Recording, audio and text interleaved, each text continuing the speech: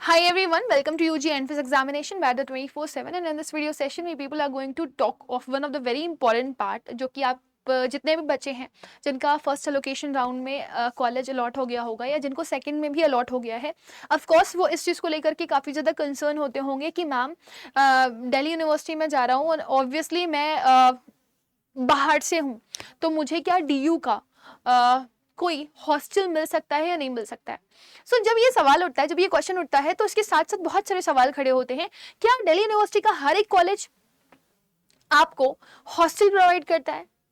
और अगर आपको हर एक यूनिवर्सिटी दिल्ली की हॉस्टल प्रोवाइड नहीं भी करती, तो कौन कौन से कॉलेजेस हैं जो आपको हॉस्टल प्रोवाइड करते हैं? उसकी एलिजिबिलिटी क्या है, राइट? उसका फीस स्ट्रक्चर कैसे रहने वाला है, मतलब कितनी फीस जाती होगी अप्रोक्सीमेटली, क्योंकि एक बहुत बड़ा कंसर्न होता है पेरेंट्स का। कई सारे बच्चों को ऑफ कैंपस भी मिल जाता है, तो वो इस बात को लेकर के भी काफ़ी ज़्यादा कंसर्न होते हैं कि मैम मुझे मिल पाएगा कि नहीं मिल पाएगा हॉस्टल, राइट? और मेरे इतने मार्क्स हैं, क्या मुझे मिल पाएगा कि नहीं मिल पाएगा? और अगर ऑफ कैंपस में मैं जाऊँ तो फीस स्ट्रक्चर अगर ज़्यादा हुआ तो क्या कोई फ़ायदा होगा या नहीं फ़ायदा होगा? और साथ ही साथ में यहाँ पर बात भी करेंगे हम इस चीज़ की कि how to apply for this, क्योंकि बहुत सारे बच्चों को ये पता ही नहीं होता है कि कौन इसके लिए एलिजिबल है और कौन इसके लिए अप्लाई कर सकता है। So let's get started. सबसे पहले मैं आपको यहाँ पर बता दूं कि बहुत सारे टॉप क्लास फैसिलिटीज जो हैं वो आपको दिल्ली यूनिवर्सिटी प्रोवाइड करता है, अगर आपको ना पता हो तो। ठीक है, तो जिसमें क्या क्या है, आपका कैफेटेरिया आपको प्रोवाइड करते हैं बहुत सारे डीयू के colleges, gyms are there, hospital and medical facilities are there, wifi campuses are there, right? Auditoriums are there, library है वहाँ पर, लेबोरेटरीज हैं, राइट? कन्वीनियंस स्टोर है, आपके हॉस्टल है। तो इन सारी फैसिलिटीज में hostel is also one part. और भी बहुत सारी प्रोवाइडिंग फैसिलिटीज हैं वहाँ पर जो आपको हेल्प कर सकती हैं। जब आप वो कॉलेज के अंदर एंटर करोगे तो आपको पता चलेगा। तो यहाँ पे बेसिकली हम बात करने आए हैं हमारे हॉस्टल्स की। तो थोड़ा सा और आप जान लीजिए कि हॉस्टल्स किनको दिए जाते हैं, राइट? जनरली जो दिल्ली के स्टूडेंट्स होते हैं वो अप्लाई नहीं करते हैं हॉस्टल्स के लिए, और इनका एक क्राइटेरिया ये भी होता है कि हॉस्टल्स वाले कहते हैं कि हम 100 किलोमीटर के रेंज से ज्यादा वालों को ही हॉस्टल्स प्रोवाइड करेंगे। अगर कोई 100 किलोमीटर की रेंज में आता है तो उसको हम हॉस्टल प्रोवाइड नहीं करेंगे, राइट? नाउ अब अगर आप यहां पर देखें तो it is also written that कि to cater to such students Delhi University tries to provide safe as well as comfortable accommodation. This is the only reason why Delhi University provide hostels. वरना आप सोचो ना, मतलब why universities do that so? But क्योंकि वो चाहते हैं कि जो बच्चा बाहर से आ रहा है उसको एक safe environment दिया जा सके, इसी वजह से they do that so. और तो और अगर मैं आपको बताऊं यहाँ पर एक और important बात, तो जितने भी दिल्ली यूनिवर्सिटी के कॉलेजेस हैं, अगर आप ये सोच रहे हो कि आपका SRCC भी आपको हॉस्टल प्रोवाइड कर दे, ठीक है, हिंदू भी प्रोवाइड कर दे, फिर अगर आप केएमसी जा रहे हो केएमसी भी मिल जाए आपको, एलएसआर जा रहे हो एलएसआर में भी मिल जाए, वेनकी जा रहे हो वेनकी में भी मिल जाए, राइट? और अगर आप किसी ऑफ कैंपस में जा रहे हो तो जाकिर हुसैन में जा रहे हो वहां पे भी आपको हॉस्टल मिल जाए। सो ऑफ कोर्स जो कॉलेजेस के मैंने नाम लिए उनमें से कुछ हॉस्टल्स आपको प्रोवाइड करते भी हैं और कुछ हॉस्टल्स आपको प्रोवाइड नहीं करते हैं।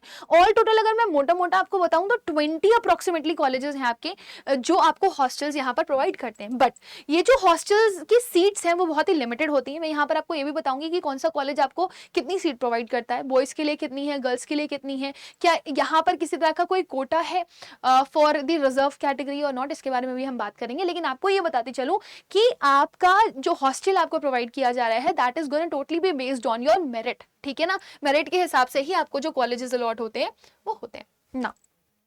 अब यहां पर बात कर लेते हैं कि अगर आपकी मेरिट अच्छी है तो उस हिसाब से आपको मिल जाएगा, ठीक है? और जो आपके जो रिजर्व कैटेगरी के स्टूडेंट्स हैं उनको भी क्या मिल जाएंगे, हॉस्टल्स मिल जाएंगे। बस किस कंडीशन पे मिलेंगे या कौन से कॉलेजेस में मिलेंगे उन पे बात कर लेते हैं। तो यहां पर लिखा हुआ students generally stay in as PG or in the rental accommodation in nearby areas as per their private arrangement in which the university has no role or responsibility. तो ये एक बहुत बड़ा आंसर है उन सारे स्टूडेंट्स के लिए कि अगर मेरे को DU का कॉलेज नहीं मिलता तो मैम मुझे क्या करना चाहिए, क्योंकि I am quite confused regarding this. मैं काफ़ी हद तक कंफ्यूज हूँ इस चीज़ को लेकर के। तो मैं आपको बता दूं, अगर आप परेशान हो तो परेशान होने की ज़रूरत नहीं है, क्योंकि डीयू के कैंपसेस जहाँ पर भी होते हैं या जो भी कॉलेजेस आपके होते हैं उसके आसपास बहुत सारे हॉस्टल्स आपको मिल जाते हैं और वहाँ पर आप रह सकते हो। बट इसकी जिम्मेदारी आपकी डीयू नहीं लेता, आप अपने पेरेंट्स को लेकर के जाओ, वहाँ पर आप प्रॉपर हॉस्टल्स दिखा दो, वहाँ का जो ओनर है उससे आप अपने पेरेंट्स की बात करवा दो, नंबर दे दो। इस तरह से आपका कोई फ्रेंड हो, कोई साथी हो जिसके साथ मिल करके आप कोई हॉस्टल ले सकते हो, तो it will be really very sufficient. So आप, ऐसा नहीं है कि अगर आप दिल्ली यूनिवर्सिटी जाना चाहते हो तो आपके पास रहने की कोई जगह ही नहीं है। There are lot of PGs और बहुत सारे प्राइवेट अकोमोडेशंस भी हैं। Right now let's talk some more things जो कि मैंने रिजर्व कैटेगरी के बारे में बताई थी। यहाँ पे 15% जो सीट्स होती हैं वो एससी स्टूडेंट्स के लिए होती हैं। 7.5% सीट्स जो होती हैं वो 7.5% सीट्स आपकी एसटी स्टूडेंट्स के लिए होती हैं। 3% सीट्स जो होती हैं वो पीडब्ल्यूबीडी स्टूडेंट्स के लिए रिजर्व्ड होती हैं। Apart from these a few seats are also reserved for CW quota in university college hostel. और बाकी अगर आप देख रहे हो तो जनरल कैटेगरी वालों को भी यहाँ पर ऑब्वियसली हॉस्टल मिलते हैं। ठीक है ना, अब बात कर लेते हैं हम कौन सा कॉलेज आपको क्या प्रोवाइड कर सकता है या कितने सीट्स, नंबर ऑफ सीट्स आपको अवेलेबल मिलेंगे वहां पर। तो सबसे पहले हम भारती कॉलेज के बारे में बात करते हैं। भारती कॉलेज में आपको गर्ल्स की सीट्स मिल जाती हैं। All total there are 52 girls hostel seat. Next हम आएंगे दीनदयाल उपाध्याय कॉलेज की तरफ। ठीक है, ये जो बीच में आपके नाम्स दिख रहे हैं, जो नेम्स दिख रहे हैं ना, तो ये आपका जो बेसिकली एक तरीके से आप बोल सकते हो जो आपको यहाँ पे हेल्प आउट करने के लिए होगा या जो केयर टेकर होगा, ठीक है, या जो हॉस्टल जिसके अंडर होगा, ये वो पर्सन है जिनके नाम है। तो अगर आपको कॉन्टैक्ट करना हो तो आप इनसे कर सकते हो। For Bharati college you can contact to doctor Rekha Sapra, ठीक है ना, प्रिंसिपल। तो दीनदयाल उपाध्याय में आपकी गर्ल्स और बॉयज की सीट्स 90-90 है। फिर अगर आप दौलत राम कॉलेज के बारे में बात करेंगे, ठीक है, जो कि basically one of the very important part of DU, ठीक है, इसमें आपकी गर्ल्स की 202 सीट्स अवेलेबल हैं। हंसराज की बात कर लेते हैं, ठीक है, आपका हंसराज कॉलेज, उसमें आपकी बॉयज की सीट्स अवेलेबल हैं 202। हिंदू कॉलेज के बारे में बात कर लेते हैं, ठीक है, हिंदू कॉलेज में आपकी गर्ल्स की सीट 225 है और बॉयज की सीट्स आपकी 154 है। फिर हम बात करते हैं केएमसी किरोड़ी मल की, ठीक है, बच्चा बहुत मानता भी है इस कॉलेज को और जाने की भी सारे बच्चे ज्यादातर डिमांड करते हैं। तो बॉयज की सीट्स यहाँ पर आपको 180 देखने के लिए मिलती हैं। फिर आप एलएसआर की बात कर लेते हो, जो साइकोलॉजी ऑनर्स के लिए आपका टॉप क्लास कॉलेज माना जाता है डीयू का, although it is of south campus, ठीक है ना।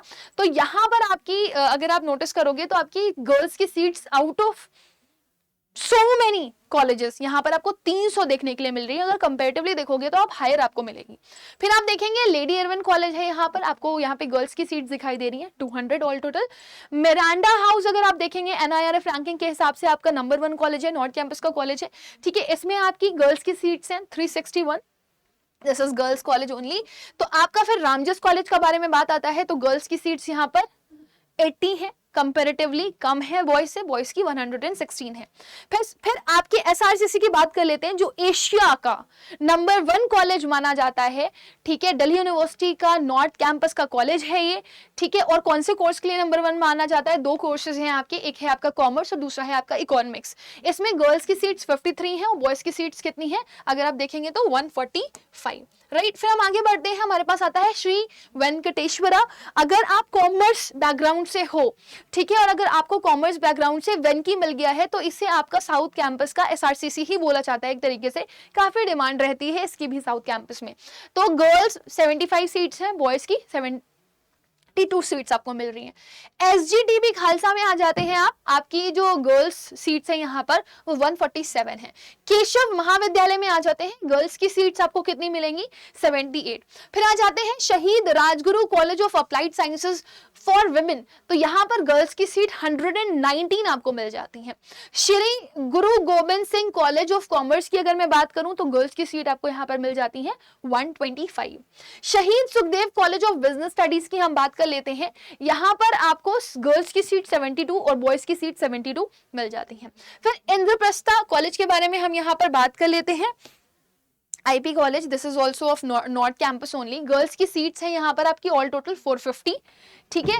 नेक्स्ट है आपका अंडर ग्रेजुएट हॉस्टल्स, काफी सारे हैं फॉर गर्ल्स, यहाँ पर टोटल सीट्स आपकी 654 रहती हैं।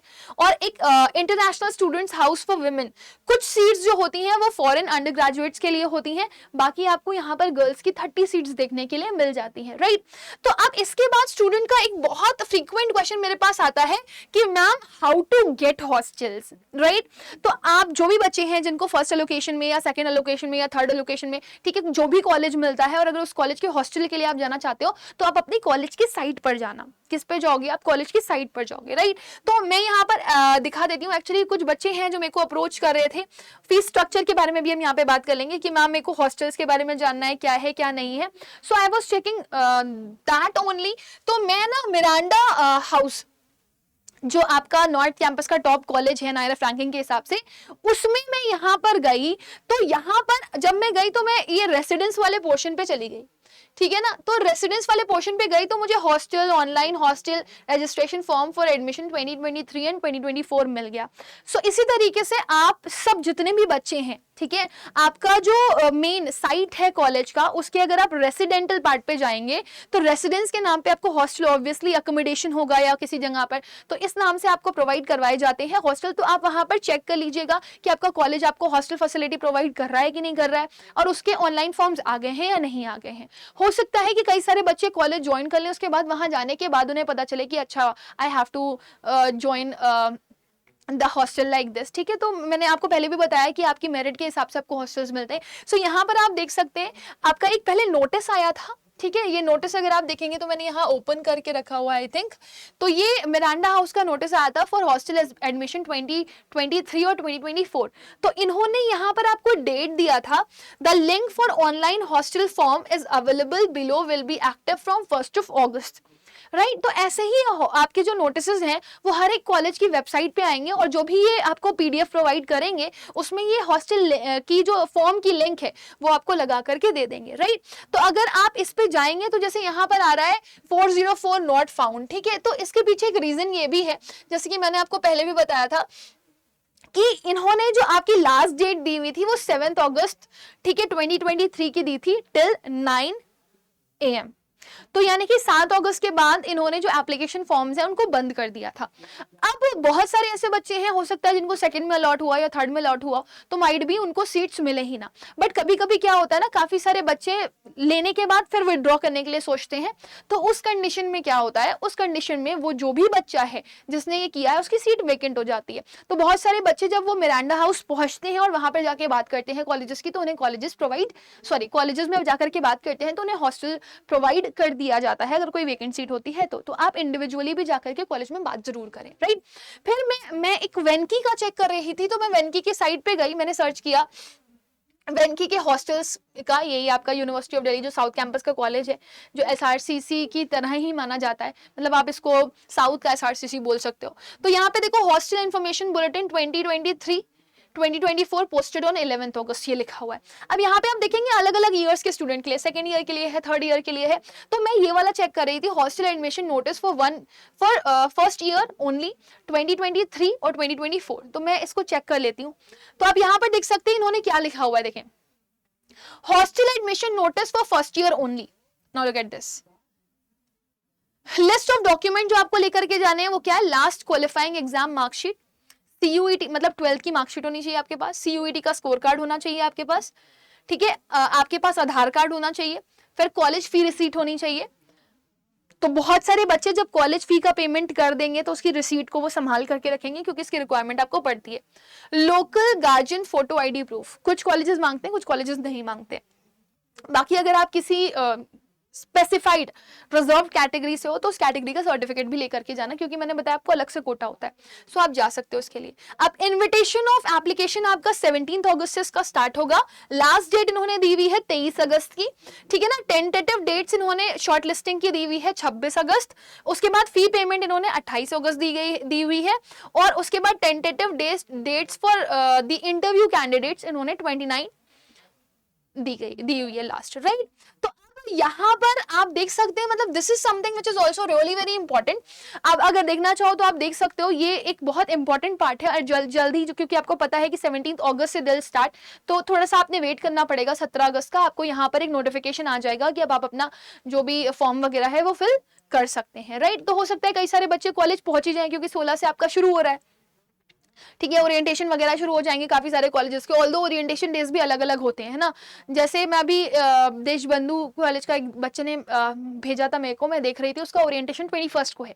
जबकि दिल्ली यूनिवर्सिटी को सीधे सीधे ये चीज बोल दी गई है कि 16, दिल्ली यूनिवर्सिटी ने ये चीज सीधे सीधे बोल दिया कि 16 अगस्त से उनके ओरिएंटेशन स्टार्ट हो जाएंगे, राइट। तो इट मे वरी ऑल्सो, तो आपको टेंशन लेने की जरूरत नहीं है। आपके अलग अलग भी ओरिएंटेशन हो सकते हैं, जरूरी नहीं है कि आपका जो कॉलेज है वो भी 16 अगस्त से ही अपनी क्लासेस वगैरह स्टार्ट कर दे, है ना। तो आप अपनी जो कॉलेज की साइट है उसको जरूर से जरूर चेक करते रहिएगा, ठीक है।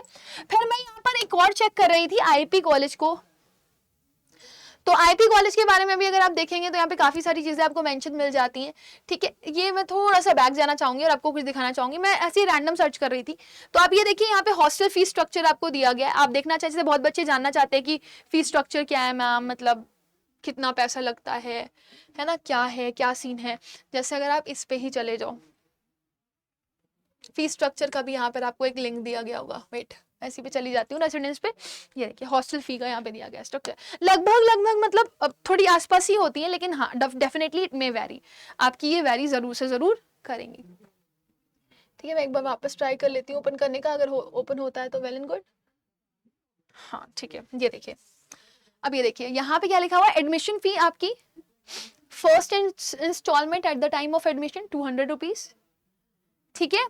फिर यहाँ पे स्टैब्लिशमेंट चार्जेस के नाम से आपसे 14,500 रुपए लिए जा रहे हैं। मेस चार्जेस आपके 11,500 हैं। स्टूडेंट एक्टिविटीज के चार्जेस आपके 750 हैं, ठीक है ना। फिर हेल्थ केयर चार्जेस आपके 240 लिए जाते हैं, और सिक्योरिटी डिपॉजिट आपका कितना होता है, 5,000 के आसपास। तो टोटल आपका आप देख सकते हो यहाँ पर कितना कितना आपका आ रहा है, 32,190 के आसपास आपका पूरा का पूरा चला जाता है। यहाँ पे लिखा हुआ है the first installment has to be paid on the day of admission या फिर readmission. The second installment is to be paid on the first day of even semesters. A fine of ₹5 per day is charged as late fee after the due date. मतलब generally ऐसा होता है कि अगर कोई बच्चा अपनी फी लेट करता है तो उसमें ये डेज के हिसाब से फाइन्स भी लगा देते हैं।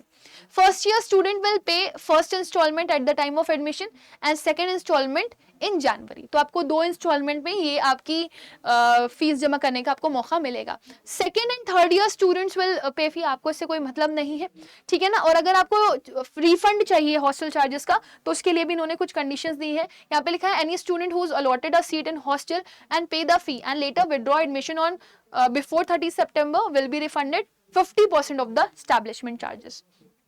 Any student who pays second installment of the fee and later withdraws the admission before 31st January will be refunded 50% of the establishment charges paid in the second installment. Mess charges will be refunded from the month of leaving the hostel. Fee will be charged for the full calendar month and not any part thereof. मतलब 15 दिन और 10 दिन अगर आप extra रुक जाते हो तो पूरे मंथ की ही चार्ज करी जाएगी, क्योंकि ऑब्वियसली आधे आधे दिन में कोई नया बच्चा आता नहीं है। Hostel security will be refunded only after the student has left the hostel. तो सिक्योरिटी फी आपको तभी मिलेगी जब आप हॉस्टल छोड़ दोगे। The cost of breakage and other dues obviously इसका चार्ज लगाते हैं, पेनाल्टी लगाते हैं, राइट। और काफी सारे तो कॉलेजेस ऐसे भी होते हैं जो फर्स्ट ईयर के लिए ही आपको कॉलेज प्रोवाइड करते हैं, ठीक है। और सेकंड ईयर से फिर आपको बोलते हैं कि आप कहीं और देख लो, फिर फर्स्ट ईयर का बच्चा आता है तो वो उसमें रहता है, क्योंकि ये इसका भी रीजन है, क्योंकि जो कैपेसिटी है वो कम है, सीट्स जो है वो कम है, लिमिटेड है, इसलिए भी वो ऐसा करते हैं। तो वो जब आप कॉलेज जाओगे तो कॉलेज जाकर के आपको बहुत सारी चीजें पता चल जाएंगी। इधर भी अगर आप ये स्ट्रक्चर देखना चाहते हो तो आप देख सकते हो, ये हर चीज का अलग अलग ये चार्ज आपको लगाते हैं एंड अप्रोक्सीमेटली आपकी साल की फीस जो है वो इस तरह से डिस्ट्रीब्यूट कर देते हैं ये लोग, ठीक है। तो पूरे एक साल की फीस आपकी आप देख सकते हो मिरांडा की 32,000 है, और आप जो बाकी कॉलेजेस की भी देखोगे तो इसी रेंज के आसपास ही आपको देखने के लिए मिलती है। थोड़ी बहुत वैरी जरूर से जरूर कर सकती है। आई होप आपको मैक्सिमम टू मैक्सिमम इन्फॉर्मेशन देने में मैं सक्षम रही होंगी, लेकिन आप लोग एक काम जरूर से जरूर करिएगा, जो भी कॉलेज आपको मिला है उसकी साइट पर जाकर के जरूर से जरूर चेक करिएगा। वहां पर रेसिडेंस वाला पार्ट या फिर अकोमोडेशन वाला जो भी पार्ट आपको मिलता है, जहां पर भी रहने से रिलेटेड कुछ हो सकता है, वहां पर जाकर के जरूर चेक करें। ये फॉर्म्स वगैरह निकालते रहते हैं ऑनलाइन ऑफलाइन, ये जो भी इनका सिस्टम है ये करते हैं। जैसे अगर आप इनका देखेंगे तो यहाँ पर इन्होंने पेमेंट टाइप मेंशन कर दिया है. So I hope this is quite clear to everybody. Now with this I am coming to the end of the session. I hope इतनी क्लैरिटी आप लोग को मिल गई होगी. बाकी अगर आपको कोई कंफ्यूजन होता है तो आप वो मुझे after the video comment section में बता सकते हो. तब तक के लिए thank you, bye bye and take care.